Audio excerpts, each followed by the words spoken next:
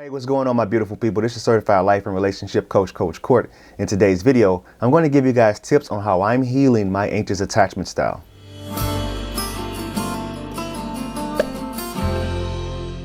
Thank you for sticking around. If this is your first time viewing me, do me a favor and subscribe to the channel by clicking that subscribe button and ringing that little bell so you're notified for the newest content. Before I get into the content, if you want my help personally, reach out to me on my website at www.fruitfulseeds.com and leave me an email, book an email consult, book a coaching consult. And also, if you are part of the membership program, make sure that you get your monthly coaching for the month. If you are part of the YouTube membership or the Patreon membership, make sure that you get that because I want to make sure that you take advantage of it. 70% off one-on-one coaching every month. Thank you guys. In today's video, I want to give you guys some tips on how I'm healing my anxious attachment style. Now, this is not a one-size-fits-all. Right? If you're someone that needs more professional help, I advise you do so. Go see a therapist, go see a counselor. But this video was sparked by the video that I did last year, probably one of my first successful videos ever, which was tips on healing the anxious attachment style. So I wanted to follow up on that video. I have a comment from that video that I felt was really informative and really insightful. So I wanted to read that comment as well as give you guys tips on how I'm still to this day healing my anxious attachment style. This is a journey. It doesn't stop. I can't just take this magic pill and it's all gone. You're going to always be triggered. You're going to always fall back into that anxious attachment if you're not careful, because usually when that person comes along that just does it for you, that's when it happens. So I'm going to read this message for you guys. This comment. This was actually like 5 months ago. I'm a love addict, anxious attachment. Since in high school, I've always been serious in relationship. I stay in relationship knowing that I'm not happy, but because I was afraid of being alone and I wouldn't feel my partner is the only thing worth living for. I don't care if my family abandons me as long as my partner has my back. I need help, and this is a start. I appreciate the comment. I appreciate you sharing that with the community. It's so important for you guys to like fellowship and help each other out because I can't always be around. I'm only one person.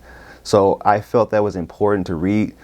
It kind of is a nice little template for how a lot of people comment or what a lot of people say on my channel. So I appreciate you guys for always sharing that information. I felt like in order to start this dialogue and this discussion and this healing journey, I had to take the first step and make myself vulnerable and put my story out there. So this video that I did, I'm going to link that in the description below, is the video that I did last year. And I talked a little bit about my history, you know, how my dad left when I was 3. He went to the military. Now, he didn't do it maliciously. He just felt like this was the only way that he could survive and the only way that he can, get himself out of the environment that I grew up in, which was a pretty toxic environment. So I'm gonna get to the tips. The very first one is you want to embrace and identify your style. If you are an anxious attacher, embrace it. Understand that this is who I am. This is how I'm wired. Go back into your history. How did I end up this way? If you need to see somebody that's professional, if your anxiety is completely out of control and you have no way of recentering yourself and you get really triggered, make sure that you go take the steps necessary to find someone that's going to help you out. If these videos and stuff aren't enough for you, if you still feel yourself months on end triggered and sabotaging relationships continuously, then you know the old saying, you keep doing the same old things and you keep getting the same old results. A quote that I posted on Instagram yesterday, and I have this right here, and the quote goes, "Professing that you're imperfect or flawed doesn't give you permission to continue to hurt people." Now, when I say embrace, identify and embrace your style, that doesn't give you the go-ahead to continuously show up the same way. Like you could tell your partner, hey, just so you know, I'm an anxious attacher. But that doesn't give you permission to continuously do what you're going to do, which is protesting, getting upset, going through their phone, driving past their house when they don't answer, going to their job, or whatever else you do. That doesn't give you that permission, because your healing and your growth is on you. If you can communicate that with other people, that's a plus, but that still doesn't mean that they're going to stick around for long periods of time. So identify and embrace your style. Understand, hey, I'm an anxious attacher. This is something I'm going to deal with for a long time if I don't take the steps necessary to become more centered. Me, I meditate a lot. I self-reflect. I study personal development a lot. Identify your triggers. That's another one. So if you had something that happened to you in the past that triggers you. Let's say someone was cheating on you at 9:30 at night, and they were always on their cell phone. The next person that you're going to be with, or you're going to, start some type of relationship with, those are going to be triggers to you. 9:30 at night, you may have this, and it's all subconscious. You may have this like urge to reach out to your partner, or check on their social media and see what they're doing, or if they're active or not.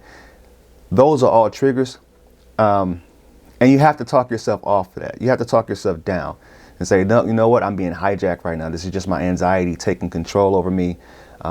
My partner hasn't given me any signs of my ex.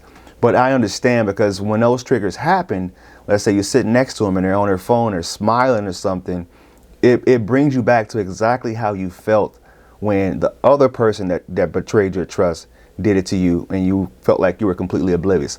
One thing that I learned about my style was I am not only fearing abandonment, but I'm also very conscientious about being made a fool of. Now, I don't want to look stupid in the end. I don't want to look like someone that was completely oblivious, even though that person was showing all the signs and doing it right in front of my face. So that's something that you have to realize. There's going to be triggers. There's going to be times where they're going to be doing something that's going to rub you the wrong way.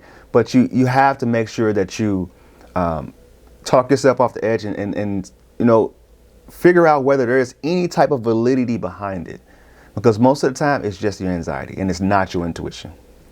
The next one I have for you is you need to find your purpose. This was huge for me. This is when I started my YouTube journey. This is when I started my coaching journey. I found my purpose. Now, I had a job before that. I had another business where I was mentoring at-risk youth. And I did that for a really long time, like 13 years. And it changed. My whole life changed once I learned about attachment styles, once I learned about how I operated. And I found the purpose in helping other people heal, because what it did was it made me grow and it made me heal through helping other people grow and heal. It's almost like a dual purpose. And it was weird how it worked. This YouTube channel started off as a labor of love, but then it turned into something so much more. And it became so much more fulfilling, because to hear people coming from all over the country, all over the world, saying, hey, my experience is just exactly like your experience, it was huge for me. It was absolutely game changing. Now, purpose always changes. Like when I was graduating from college, my purpose was, hey, I want to help at-risk youth. I understand what it's like to be someone that doesn't have a father figure and whatever. So that changed over time. I got to the point where I was like, this is probably something I need to move on from and find a new purpose. Relationship coaches became my new focus. So find your purpose is huge, because when I work with clients that are making their spouse their everything and putting them on a pedestal, and they are finding it hard to find any other fulfillment in any other areas of their life, it's usually because they're off their purpose. It's either the magician that is not getting booked for gigs right now, or they just lost their job, or they're struggling with something else. They may have been diagnosed with some type of condition or something, and they really feel like, wow, I found all my fulfillment in this person. And if you make your spouse your purpose, what happens when they leave? What happens when they say, I no longer want this? Then you're going to be seeking that purpose again. Next one, put yourself in their shoes. Now, this is like when I like to do role playing. How would they feel? How would you feel if they were showing or displaying the behaviors that you were displaying towards them? How would you feel? Would you get upset? Would you get annoyed? Would you get, fed up and say, hey, I'm done with this? Put yourself in their shoes. Like, what are they thinking? Because when we're in that anxious state and we're triggered, it's really hard for us to understand that this isn't okay to be calling 40 times in a row. This isn't okay to be so fixated and so clingy at this moment, because no one wants to deal with that. Like, let's just be honest. No one wants someone where they have to constantly soothe them. Now, this is where secure people are great, because they're able to sit with you in your experience and understand, hey, this is how this person is. And if I'm choosing to be with them, these are the things I'm going to have to deal with. So make sure that you are putting yourself in their shoes and, role play in your own mind. Journal about it if you need to.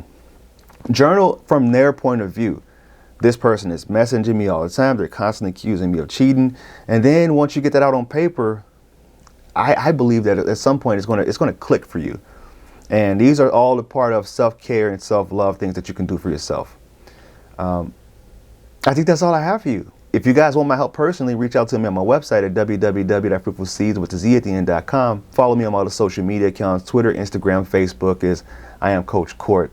Thank you guys, and I will talk to you soon.